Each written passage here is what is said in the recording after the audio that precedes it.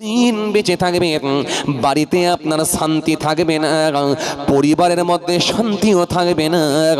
যতদিন আপনি হায়াতে থাকবেন আপনাকে আমার আল্লাহ শান্তির সঙ্গে রাখবে না, আর পরকালটাও আমার আল্লাহ আপনার জন্য কঠিন আযাব নির্ধারণ করে দিয়েছেন। নিশ্চিতভাবে আপনাকে কঠিন আযাব ভোগ করতে হবে, বাঁচাবার কেউ থাকবে না। এই জন্য সুদের প্রায় 70টার কাছাকাছি পাপ রয়েছে। একটা দুটো তিনটে নয়, সুদের প্রায় 70টার কাছাকাছি পাপ রয়েছে। তার মধ্যে সব থেকে হালকা পাপ হলো, সহজ পাপ হলো নিজ মায়ের সঙ্গে জিনা করা, নিজ মায়ের সঙ্গে ব্যভিচার করা। যে পাপ হয়, যে গোনা হয়, তার থেকে অধিক অনেক বেশি গোনা হয় এক জাররা পরিমাণ জেনে শুনে সুদ খাওয়া।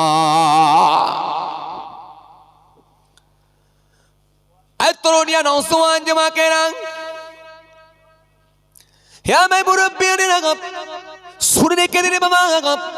সুদের সর্বোচ্চ পাপ হলো আল্লাহ রসুলের সঙ্গে যুদ্ধ করার জন্য প্রস্তুতি নেওয়া, আল্লাহ রসুলের সঙ্গে যুদ্ধ করা। আচ্ছা আপনারা একটু বলেন তো দেখি, আল্লাহ রসুলের সঙ্গে যুদ্ধ করার মতো কি কারোর ক্ষমতা আছে? নেই। তাহলে এই আল্লাহ রসুলের সঙ্গে যুদ্ধ করা, এটা হলো সুদের সর্বোচ্চ পাপ। যুদ্ধ করলে আমার আল্লাহ যেমন নারাজ হয়ে যায়, সুদখোরের উপরে আমার আল্লাহ ঠিক তেমনই নারাজ হয়ে যায়। এই জন্য আল্লাহ রাব্বুল আলামিন কোরআনে কারীমের মধ্যে বলেছেন, ইয়ামহাকুল্লাহু রিবা ওয়া ইউরবি সাদাকা ওয়াল্লাহু লা ইউহিব্বু কুল্লা কাফারিন আসিম। এই জন্য আল্লাহ কোরআনে কারীমের মধ্যে বলেছেন, ইয়া আইয়ুহাল্লাযীনা আমানুত্তাকুল্লাহ ওয়া যারু মা বাকিয়া মিনার রিবা ইন কুনতুম মুমিনিন। এজন্য আল্লাহ কোরআনের কারীমের মধ্যে বলেছেন, সুন্দর করে বলেছেন, সুন্দর করে আমার আল্লাহ জানিয়ে দিয়েছেন, ইয়া আইয়ুহাল্লাযীনা আমানু কুলু মিন তাইয়্যিবাতি মা রাযাকনাকুম। এজন্য আল্লাহ কোরআনের কারীমের মধ্যে বলেছেন, ওয়া হাল্লাল্লাহুল বাইয়া ওয়া হারামা রিবা। এজন্য আল্লাহ কোরআনের কারীমের মধ্যে একাধিক আয়াত দিয়েছেন, ইয়া আইয়ুহাল্লাযীনা আমানু لا تحرموا طيبات ما حل الله لكم ولا تعتدوا إن الله لا يحب المعتدين। এজন্য আল্লাহ রাব্বুল আলামিন কোরআনে কারীমের মধ্যে একাধিক আয়াত দিয়েছেন, নবী হাদিসের মধ্যে জানিয়ে দিয়েছেন, লাআন রাসূলুল্লাহ সাল্লাল্লাহু আলাইহি ওয়াসাল্লাম আকিলা দিবা ওয়া মুআকিলা ওয়া কাতিবা ওয়া শাহিদা ওয়া ক্বালাহুম সাওয়াউন। এই যে আয়াতগুলো বললাম, হাদিসগুলো বলছি, এগুলো আমার বানানো নয়, আমার বানানো নয়। আপনি ঘরে গিয়ে যদি কোরআন শরীফ খোলেন পেয়ে যাবেন, আর আপনি যদি আমার মোবাইলটা খোলেন এর মধ্যেও পেয়ে যাবেন। এই আয়াতগুলো সব এর ভেতরে পেয়ে যাবেন। এগুলো আমার বানানো নয়। সুতরাং আল্লাহ যেটাকে হারাম করে দেবে, পৃথিবীর কোনো মানুষ সেটাকে হালাল করতে না। আর আল্লাহ যেটাকে হালাল করে দিয়েছে, পৃথিবীর কোনো মানুষের হালাল হারাম করার ক্ষমতা নাই। যেটা আমার আল্লাহ হালাল করবে, পৃথিবীর কোনো মানুষ হারাম করতে পারবে না। আর যেটা আমার আল্লাহ হারাম করে দিয়েছেন, পৃথিবীর কোনো মানুষ সেটাকে হালাল করতে। ভাইরা আমার, বন্ধুরা আমার, সাথী মহব্বতের ভাইরা, হাত জোর করে বলবো, যাদের বাড়িতে বন্ধন ঢুকে আছে, হাত জোর করে বলছি, দরকার হলে আপনাদের পায়ে ধরে বলছি, আর বন্ধন করবেন না, করবেন না। যাদের বাড়িতে মহিলা সমিতি ঢুকে আছে, যে সমস্ত ভাই বাবাজিগুলো মহিলা সমিতি করেন, বাড়িতে মা বোন বেটিগুলোকে মহিলা সমিতির কাজেতে নামিয়ে দিয়েছেন, হাত জোর করে বলছি, হাতে ধরে বলছি, দরকার হলে পায়ে ধরে বলছি, মহিলা সমিতি করতে দেবেন না। আপনি আল্লাহর ওপরে ভরসা করুন, আপনার রুজির দায়িত্ব আল্লাহই নিয়েছে। এই পৃথিবীর জমিনে সবাই বড়লোক হবে না, আর এই পৃথিবীর জমিনে সবাই গরিবও হবে না। সবাই যদি বড়লোক হয়ে যায়, তাহলে গরিবদেরকে কাজ দেওয়ার মতো লোক পাওয়া যাবে না। আরে কথা বলছেন না কেন? পাওয়া যাবে না। সবাই যদি 5 তলার বাড়ির মালিক হয়ে যায়, ট্রাক্টর চালাবে কে? আরে কথা কয় না, হ্যাঁ? সবাই যদি 5 তলা করে বাড়ির মালিক হয়ে যায়, ইঞ্জিন ভ্যানটা কে চালাবে? আপনার 10 বস্তা সিমেন্ট কে আপনার বাড়িতে বহন করে বয়ে দেবে? কে বহন করে নিয়ে যাবে? কে বয়ে দেবে? এই বয়ে দেওয়ার লোক তো একটা দরকার লাগবে। সে গরিব মানুষ বলি তো দুটো পয়সার বিনিময়ে তো বয়ে দিচ্ছে। সুতরাং সবাই বড়লোক হবে না। বড় লোক হলে তাহলে কিন্তু কাজ করার লোক পাবেন না। আর সবাই যদি গরিব হয়ে যায় তাহলে কাজ আপনাকে কে দেবে? আরে কথা বলে না। সবাই যদি গরিব হয়ে যায় তাহলে রাজমিস্ত্রিকে কে ডাকবে? সবাই যদি গরিব হয়ে যায় তো ছুতোর মিস্ত্রিকে কে ডাকবে? কথা বলেন। সবাই যদি গরিব হয়ে যায়, সবাই যদি গরিব হয়ে যায় তাহলে জুতো পালিশের দোকানে আর কে যাবে? মুচির দোকানে কেন আপনি পালিশ করতে যাবেন? আপনি নিজেও তো গরিব। আরে কথা বলছেন না কেন?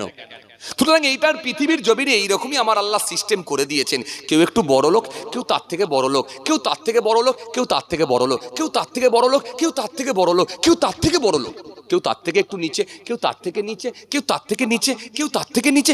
এইভাবেই আমার আল্লাহ গোটা পৃথিবীকে সাজিয়ে দিয়েছেন। জোরে বলবেন না? আরো জোরে বলবেন না? খুশি মনে বলবেন না? আল্লাযী জাআলা লাকুমুল আরদা ফিরাশাও ওয়াস সামাআ বিনাআ ওয়া আনজালা মিনাস সামাই মাআন ফাআখরাজা বিহি মিনাস সামারাতি রিজকাল লাকুম ফালা তাজআলু লিল্লাহি আনদাদা ওয়া আনতুম তা'লামুন। কোরআন আপনাকে সব শিখিয়ে দিয়েছে, পালাবার কোনো জায়গা নাই। আসেন, সবকিছুর মালিক আল্লাহ। তাহলে আপনাকে আমি কি বোঝাতে চাইছিলাম? আপনি চেষ্টা করলেও বড় লোক হতে পারবেন না, আর চেষ্টা করলেও আপনি গরিব হবেন না। যতটুকু আমার আল্লাহ আপনার জন্য মেপে দিয়েছেন ততটাই কিন্তু আপনি পেয়ে যাবেন। জোরে বলবেন না? আরো জোরে বলবেন না?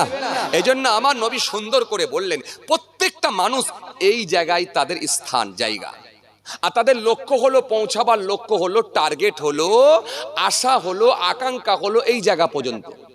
কিন্তু আমি নবী বলি, এই জায়গার মানুষটা কখনো এই জায়গায় পৌঁছাতে পারবে না, তার আগেই তার মৃত্যু হবে। ভারতবর্ষের জমিনে এক নম্বর বড় লোক, একটু নামটা বলি, হয়তো আপনাদের অনেকেই মনে পড়ে যাবে, যার নাম হলো মুকেশ আম্বানি। নাম শুনেছেন আপনারা? মুকেশ আম্বানি ভদ্রলোকটি গরিব লোক না বড় লোক? বড় লোক। কেমন বড় লোক জানেন? খুব বড় লোক না হলেও বেশ বড় পাড়ায় বাড়ি, তার মানে 27 তলা উঁচু বাড়ি। হ্যাঁ, 27 তলা উঁচু বাড়ি। গোটা বাড়িটা হলো বুলেট প্রুফ, গোটা বাড়িটা হলো বুলেট প্রুফ। যদি এখানে গুলি মারা হয় তাও লাগবে না, বম মারলে তাও লাগবে না। 27 তলা বাড়ি। এই ভদ্রলোক জানেন মান্থলি যে কারেন্টের বিলটা পেমেন্ট করেন, মান্থলি কারেন্টের বিল দেন 70 লাখ টাকা।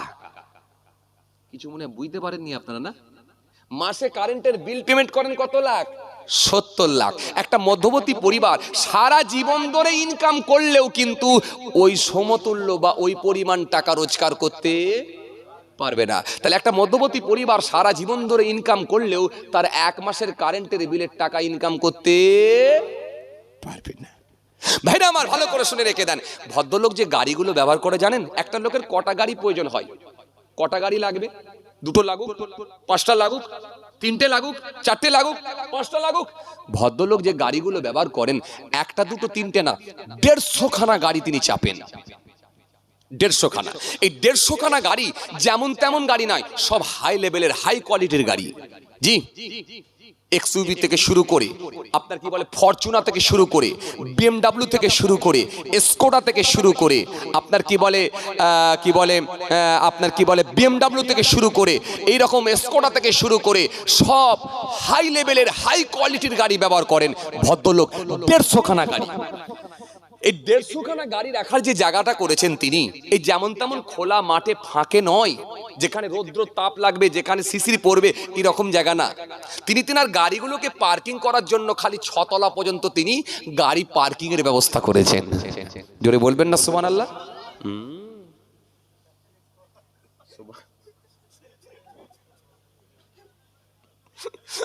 আমাদের অবস্থা খুব খারাপ, আমরা যেখানেই যাই পুরো কানেকশন কেটে দিই। কি করে লাইট জ্বলবে ভাই? পুরো কানেকশন কেটে দিই। হ্যাঁ, এখানে সুবহানাল্লাহ বলবেন না, আপনারা বলবেন ইন্না লিল্লাহ, এই তো বিপদের সংকেত, আর না হলে বলবেন আস্তাগফিরুল্লাহ। চলুন ভাইরা আমার, যাক, ওটা হয়ে গেছে তাই না? ও দিদি হয়ে গেছে, ঝোঁকে ছিলেন তো, আসলে অবাক হবারই কথা। আসেন, তাহলে ভদ্রলোক যে গাড়িগুলো পার্কিং করেন 6 তলা পর্যন্ত, খুব ভালো করে বোঝেন মুসলমান, ভালো করে শুনে রেখে দেন, 6 তলা পর্যন্ত তার গাড়ি পার্কিং এর ব্যবস্থা আছে। এই ভদ্রলোক মুকেশ আম্বানি, তিনি তার স্ত্রী, তিনার আহলিয়ার জন্য, তিনার বিবির জন্য একটা একটা শখ করে টয়লেটের ব্যবস্থা করে দিয়েছেন, বাথরুম ওনার আহলিয়ার জন্য, ওনার বিবির জন্য, ওনার ওয়াইফের জন্য, ওনার মিসেসের জন্য, ওনার স্ত্রীর জন্য, যাই বলেন না কেন একটা টয়লেটের ব্যবস্থা করে দিয়েছেন। টয়লেট, বাথরুম, বাথরুম বোঝেন তো আপনারা? এই বাথরুমের মধ্যে একটা কুমোড বানিয়েছেন, কুমোড। এই অসুস্থ লোকেরা অনেক সময় এই কুমোড ব্যবহার করে না, একটু উঁচুতে বসার জন্য, একটু আরামে করতে পারে, আর কথা বলছে না, হ্যাঁ, একটু কুমোডের ব্যবস্থা করে। উনি ওনার স্ত্রীর জন্য একটা কুমোডের ব্যবস্থা করেছে, পুরোটাই হলো সোনার। গোটা কোমরটা হলো সোনার।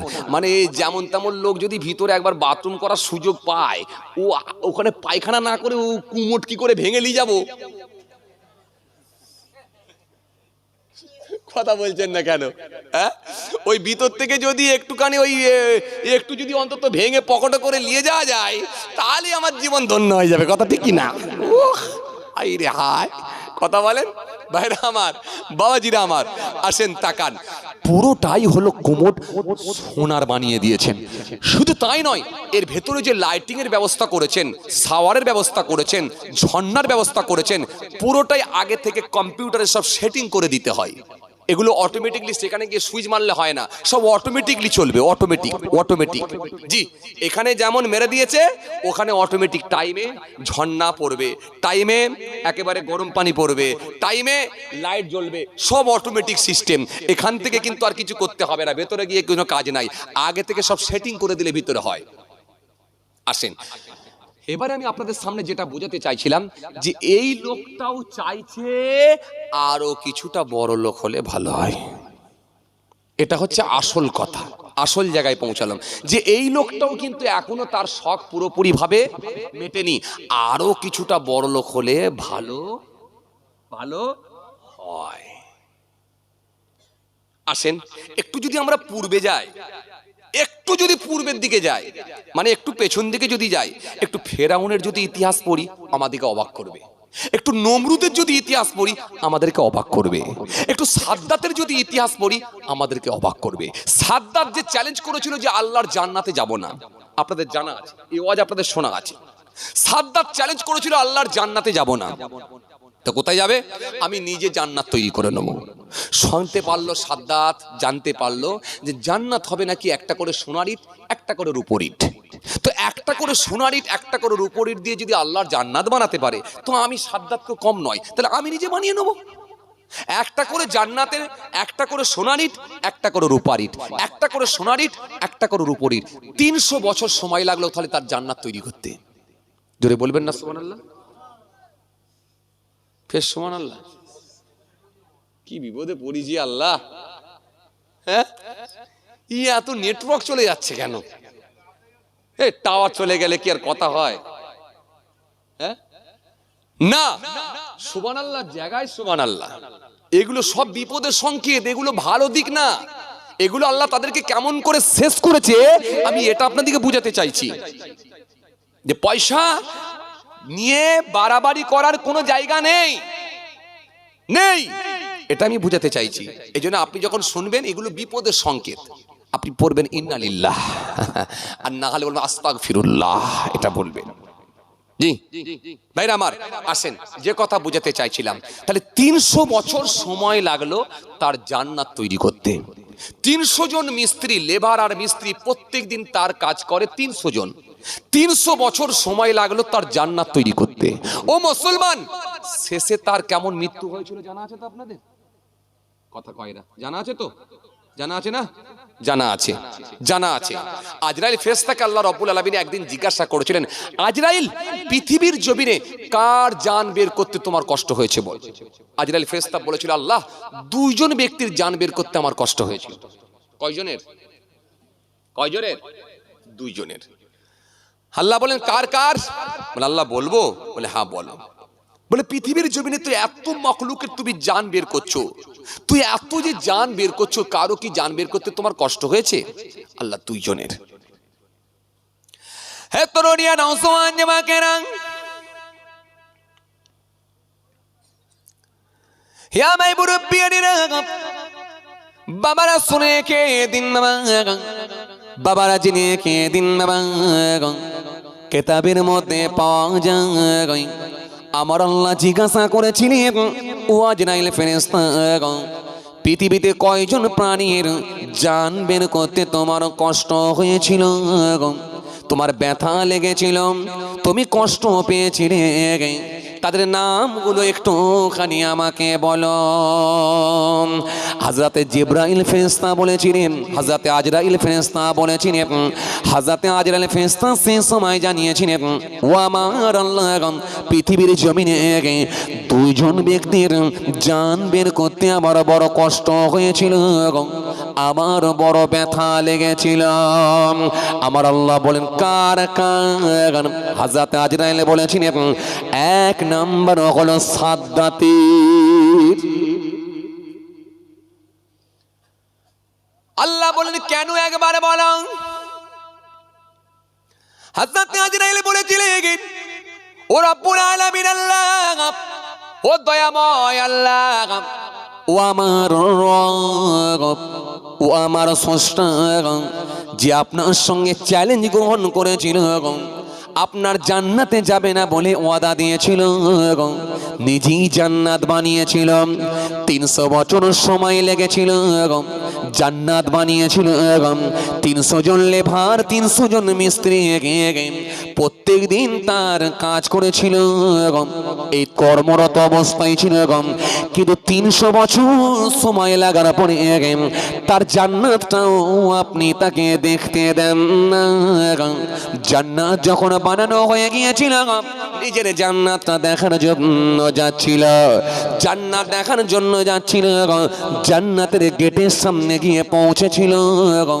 তার আগে আপনি আমাকে নির্দেশ করলেন, ও আজরাইল যাও যাও যাও যাও, ওর জান্নাতের গেটের সামনে গিয়ে দাঁড়িয়ে যাও, আর চটকে ওর জানটা বের করে নাও, জান্নাত ওকে দেখতে দেবে না। তরুণিয়া নওজোয়ান যুবকেরা, হে আমি মুরব্বিয়ানেরা, শুনে রেখে দিন বাবা, এরপরে কি হয়েছিল? আমার আল্লাহ সেই সময় বললেন, বলো আজরাইল তারপরে কি হলো? হযরত আজরাইল ফেরেশতা বললেন, আমি আপনার অর্ডার পাওয়া মাত্র আমি আর কোনো কথা শুনলাম না, চলে গেলাম তার জান্নাতের গেটের সামনে। সে যখন ঘোড়ার পিঠে চেপে, ঘোড়ার পিঠে সওয়ার হয়ে জান্নাতের গেটের সামনে সে হাজির হয়ে গেল, আমি লম্বা চেহারা নিয়ে জান্নাতের গেটের সামনে দাঁড়িয়ে রইলাম। সে বাদশাহী মেজাজে, বাদশাহী পাওয়ার নিয়ে চিৎকার মেরে বলল, কে? সরে যাও, আমার জান্নাতে যাবার সুযোগ আমাকে দাও, সরে যাও। সেই সময় আমি বললাম, এ বদমাস, তুই কি আমাকে চিনতে পারিস না? তুই কি আমাকে জানতে পারিস না? আমি সারা পৃথিবীর প্রাণী রূহগুলোকে বের করে নিয়ে যাই, আমার নাম হলো আজরাইল, কোনো কথা শুনব না বলে এক চড় মেরেছিলাম, চটকে ওর জান বের করেছিলাম, জান্নাতে ঢোকার মতো সুযোগ দিই না। ওই সময় আমার অন্তরে একটু ব্যথা লেগেছিল, যেহেতু আপনার জান্নাত পাবে না, আর এতদিন ধরে জান্নাত বানালো, জান্নাতটা একটু দেখার সুযোগ হলো না, এই একটা কষ্ট আমার অন্তরে লেগেছিল। আল্লাহ বলে, আর কোন কষ্ট? হযরতে আজরাইল বললেন, ও আমার আল্লাহ, আপনি তো সবই জানেন, সবই জানেন, সবই জানেন। দরিয়ার ওপর দিয়ে যখন একটা জাহাজ ভেসে ভেসে ভেসে ভেসে যাচ্ছিল, ওই জাহাজটি যখন ডুবে গিয়েছিল, ওই জাহাজের উপরে একটা তক্তা, একটা পাটা পানির ওপরে ভেসে উঠেছিল। ওই পাটার ওপরে একজন মহিলা, গর্ভবতী মহিলা পাটার ওপরে চাপ দিয়ে ভেসেছিল। ওই পাটার ওপরে ওই মহিলা ছিল গর্ভবতী, আসন্ন প্রসবা। ওই মহিলা যখন ওই তক্তার ওপরে সন্তান প্রসব করল, আর আপনি আমাকে অর্ডার করলেন, যাও যাও সন্তানটাকে যত্নের সঙ্গে তক্তার ওপরে শুইয়ে দিয়ে, আর ওই মেয়েটার জানটা বের করে নিয়ে এস। ওই সময় আমার অন্তরে বড় কষ্ট লেগেছিল।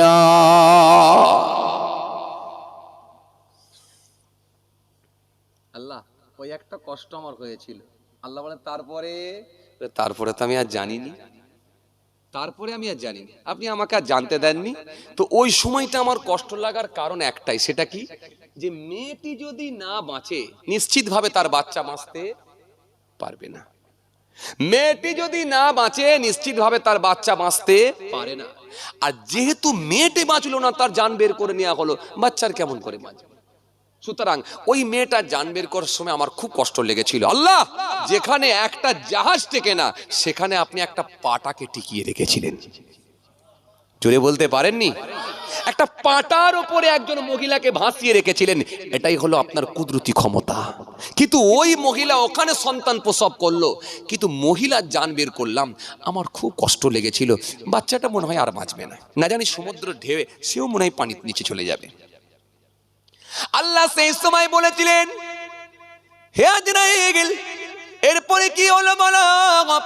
হযরত আজরাইল ফেরেশতা বলেছিলেন, ও আমার আল্লাহ, এরপরে আমি জানি না কি ঘটনা ঘটেছিল, আমার জানা নাই। এরপরে কিন্তু আমি আর বলতে পারবো না। আমার আল্লাহ সেই সময় বললেন, ও আজরাইল ফেরেশতা, শুনে রেখে দেখো, ওই মেয়েটির জানখানা বের করে নিয়েছিলেন, বাচ্চাটিকে তক্তার ওপরে ছেড়ে দিয়েছিলেন। তক্তার ওপরে আমি আল্লাহ তাকে বাঁচিয়ে রেখেছিলাম। ওই তক্তার ওপরে সমুদ্র ঢেউয়ে একবার ডান দিকে কাগাত, বা দিকে কাগাত, কিন্তু আমি আল্লাহর হুকুম সবাই মানে। ওই তক্তাও আমার হুকুম মানে, সমুদ্র ঢেউ আমার হুকুম মানে। কিন্তু আমার অর্ডার ছিল, বাচ্চা নড়বে, দুলবে, হিলবে, কিন্তু বাচ্চা পানির নিচে যাবে না। জোরে হয় না? আরো জোরে বলো।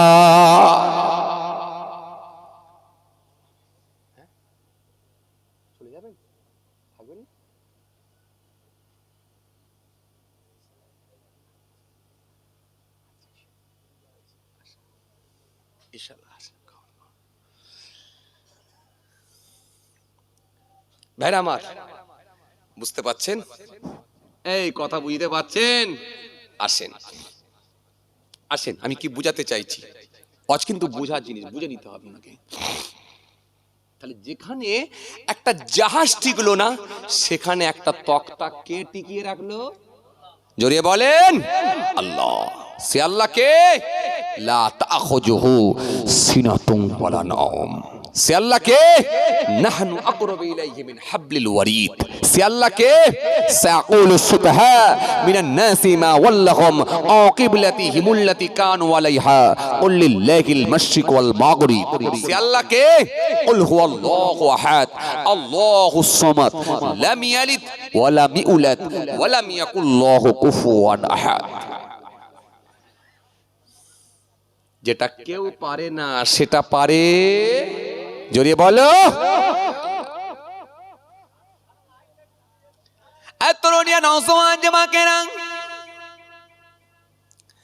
হে আমার মুরব্বিরা, শুনে রেখে দিন বাবা।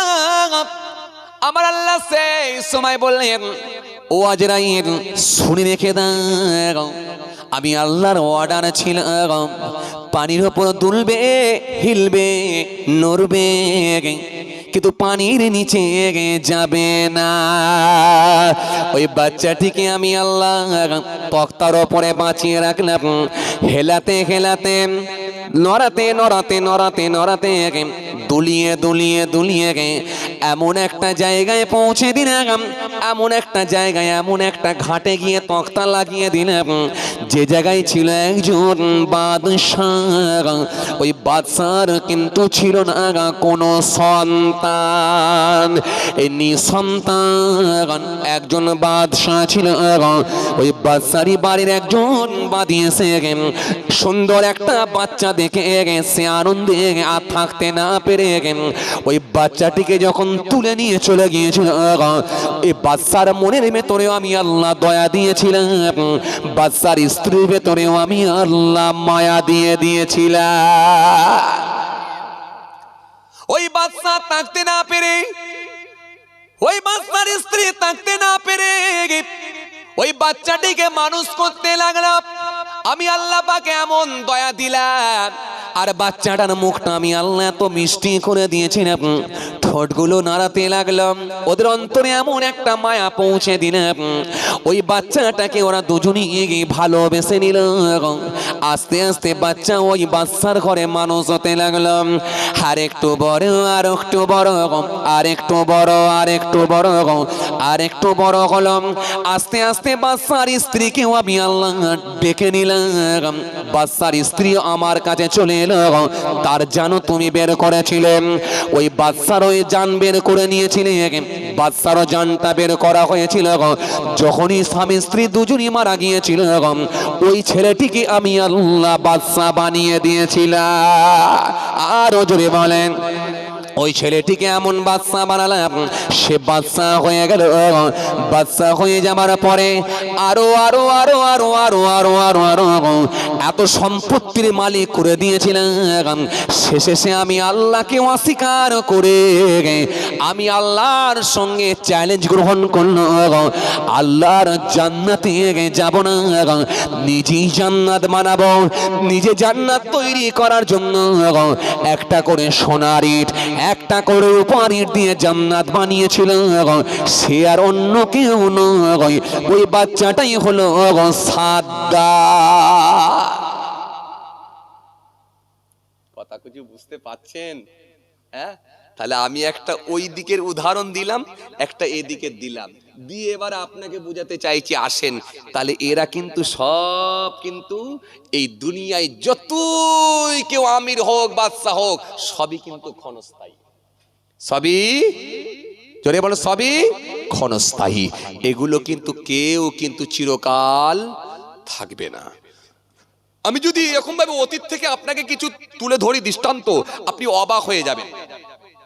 আপনাকে যদি তথ্য কিছু তুলে ধরি আপনি অবাক হয়ে যাবেন। আপনি যদি কোরআনের তাফসীর পড়েন, নমরুদের ইতিহাস জানতে পারবেন। আপনাকে বলে সাদ্দাতের ইতিহাস, আপনি বলে ফেরাউনের ইতিহাস জানতে পারবেন, আপনাকে অবাক করবে। কিন্তু আপনাকে আমি একটাই বুঝাতে চাইছি, সেটা কি, এরা কিন্তু কেউ চিরকাল বাঁচেনি। আপনাকে আসল জায়গায় নিয়ে এলাম। সবাই ছিল ইচ্ছা বেঁচে থাকবো, কিন্তু না। সবাই ছিল ইচ্ছা সবার থেকে বড় লোক হব, কিন্তু না। কিন্তু আপনাকে আমি একটা কথাই বুঝাতে চাইছি। আপনাকে কি জিনিসটা বুঝাতে চাইছি একটাই, আপনি তকদিরের ওপরে বিশ্বাস করেন। সে আল্লাহ সমস্ত প্রাণীকে খাওয়ান, তিনি আপনাকে খাইয়ে বাঁচিয়ে রাখবেন, আপনি না খেয়ে মরবেন না। সুতরাং আপনি হালাল খাদ্য ভক্ষণ করুন, কিন্তু হারাম না, হারাম না। হারাম জিনিস যেন পেটে না চলে যায়। কিন্তু বড় দুঃখের সঙ্গে বলতে হয়, আজকে আমাদের সমাজে কিছু মানুষ বেরিয়েছে, দেখবেন এরা হারাম খাদ্যের সঙ্গে সম্পৃক্ত, হারামের সঙ্গে এরা যুক্ত। এজন্য আমার নবী সুন্দর করে বললেন, হাদিস পাকের মধ্যে জানিয়েছেন, ইয়াতি আলান নাসি জামান লা ইউবালুল মারউ মা খাযা মিনহুম আমিনাল হালাল আমিনাল হারাম। আল্লাহ নবী সুন্দর করে বললেন, অতি সত্বর মানুষের সম্মুখে এমন একটা জামানা আসবে, কেউ কারোর পরোয়াও করবে না, মানামানি জিনিসটাও থাকবে না, বড় ছোট মানামানি থাকবে না, শিক্ষক আর গুরুর মানামানি থাকবে না, উস্তাদ আর ছাত্রর মানামানি থাকবে না, বড় ছোট মানামানি থাকবে না। খালি একটাই কথা চলবে, যে কোনো উপায়ে ঝেড়ে ঝুড়ে নিয়ে বড় লোক হতে হবে। কথা ঠিক কি না? নবী হাদিস দিয়ে গেলে সেই সময়টা কি আমাদের মধ্যে চলছে?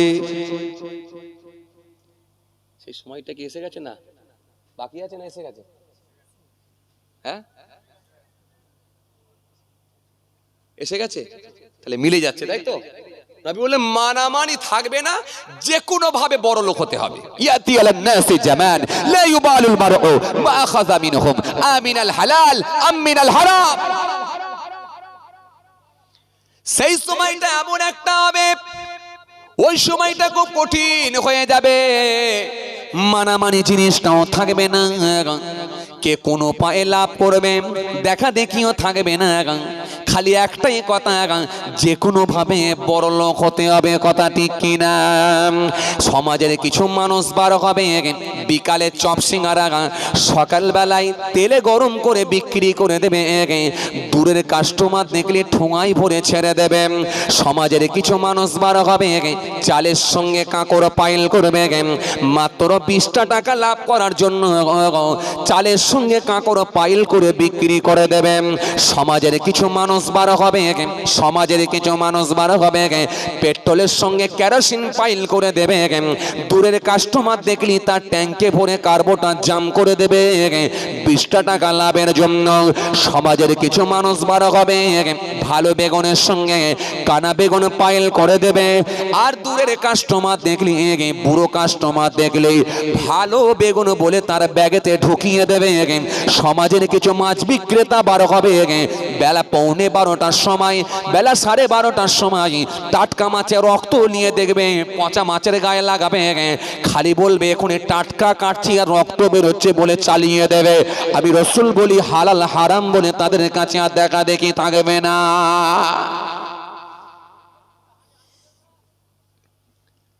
এরপরে আমার নবী সুন্দর করে বললেন, হাদিস পাকের মধ্যে পাওয়া যায় আল্লাহ নবী সুন্দর করে জানিয়ে দিলেন, সুন্দর করে বললেন লা ইয়াদখুলুল জান্নাতা লাহমুন নাবাতা মিনাশ শুতি ওয়া কুল্লু লাহাবিন নাবাতা মিনাশ শুতি কানাতিন নার আওলা বিহি। আল্লাহ নবী সুন্দর করে বললেন, আর আমি রাসূলুল্লাহ বলি জেনে শুনে যদি এক জাররা পরিমাণ হারাম খাদ্য ভিতরে ঢুকে যায়, আমি নবী বলছি ওই শরীরটা জান্নাতে যাবে না। এজন্য পরার মহিলারা যখন মহিলা সমিতি করবে, ওর স্বামীকেও আমার আল্লাহ ছাড়বে না, ওই মহিলাকেও আমার আল্লাহ ছাড়বে না।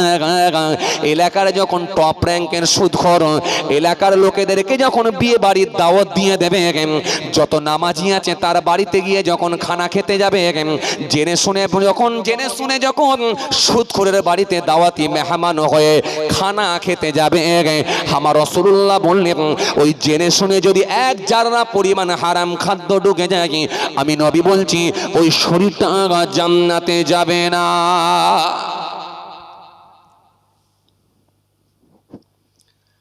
সুদখোর দাওয়াত দিলে আপনাদের পাড়ায় কেউ যায় না তো?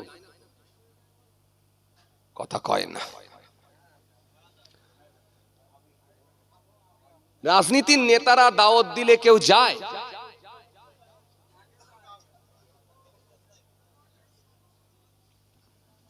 মাঝে মাঝে সোশ্যাল মিডিয়ায় আমরা দেখতে পাই রাজনীতির নেতারা যদি দাওয়াত দেয়, পুরি সর্বনাশ, দাড়িওয়ালা হাজি সাহেব, ইমাম সাহেব আর হুজুর সাহেব আর পীর সাহেব পুরো ডায়েস ভর্তি করে দেয়। কথা বলছেন না কেন? সাধারণ মানুষ বলে যে এই যে দেখছি হুজুর, দাড়িওয়ালা, ইমাম সাহেব, হাফেজ সাহেব যখন বসে আছে, তার মানে ওরা খাচ্ছে যদি জায়েজ হয়, তাহলে আমাদের জন্য তো কোনো সমস্যাই নাই, ওদের পেছনের সারিতে তো আমরা আছি। আরে কথা বলছেন না কেন? তার মানে যদি ধরে আল্লাহ এত ঠ্যাঙাবে, সব বেটাকে একসঙ্গে ঠ্যাঙাবে। ভাইরা আমার, তাকান আমার দিকে, পরিস্থিতি খুব খারাপ, খুব খারাপ। কে আপনার কথা নেবে?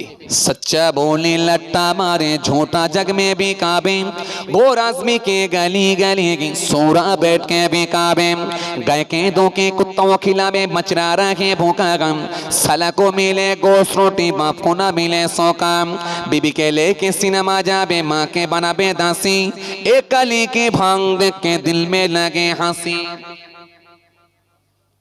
কথা বলছেন না কেন? হ্যাঁ, কথা বলেন। মানি হবে অপমান, গুণী হবে দোষী, সত্য যাবে নির্বাসন, মিথ্যা হবে বেশি, লজ্জা উঠবে আকাশেতে, শরম খাবে ধান, যাতে উঠবে অজাতিরা, থাকবে না আর মান, জ্ঞানীরা চুপসে যাবে জ্ঞানহীনদের কাছে, কথাগুলো বিদ্বানেরা সত্যি বলে গেছে। কথা ঠিক কিনা ভুল বলেন?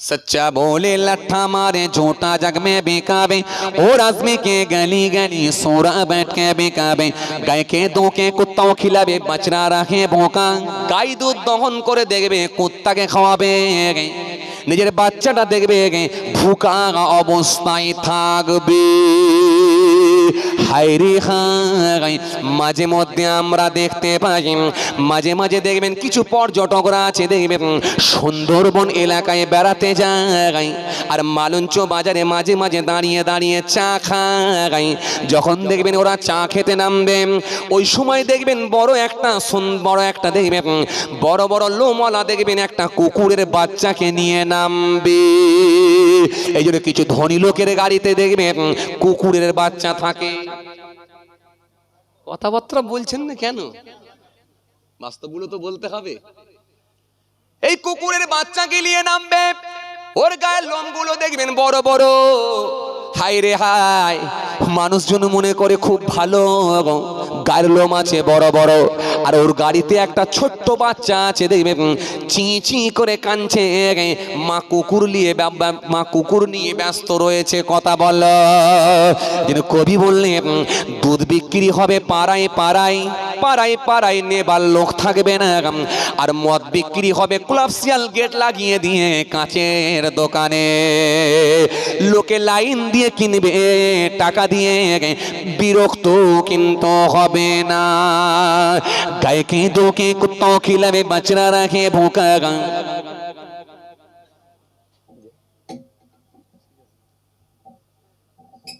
কষ্ট হচ্ছে আপনাদের দোয়া করে দেবো দোয়া করে দেবো হ্যাঁ তো বলেননি কেন